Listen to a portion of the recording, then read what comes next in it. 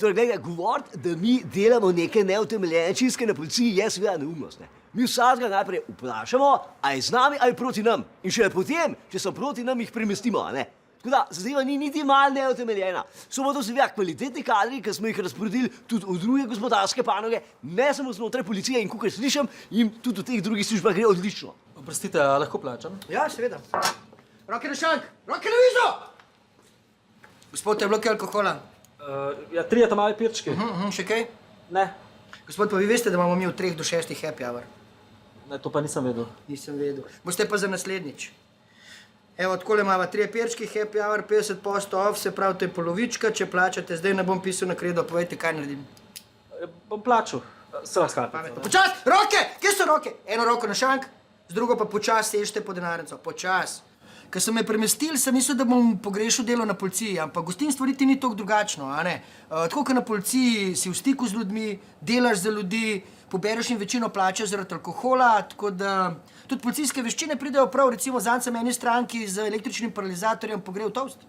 Ja, zdaj bom rekel, da so to zelo spodbudne zgodbe teh prej razporejenih policistov. Kakor slišim, so se marsičesa lotili. Zdaj, eni so šli v zdravstvo, delajo na sistematskih pregledih za odrasle. Ja, glejte, če ti zna najti 2 grama trave v puloveru od hipija, ja, brez skrbi, da bo tudi kakšno sumljivo pulo za tipa, če se pojavi vse. No, ampak za enega sem pa slišal, da je postal prvak v ping-pongu, ki igra s temle prometnim loparčkom. Se pravi, ti ljudje so zaživeli čisto nova policijska življenja in bi rekel, tako.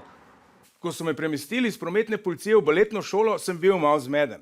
Ampak po enem tednu ugotoviš, da ni take razlike. Tako kot policaje, tudi baletnike vozniki zelo hitro opazijo, če stojimo v delovni uniformi sred križišča. No, pa na oboje zelo radi vpijejo, da smo f***eri. Drugač mi pa v novem poklicu zelo prav pridajo izkušnje iz prometne policije. Stop, stop.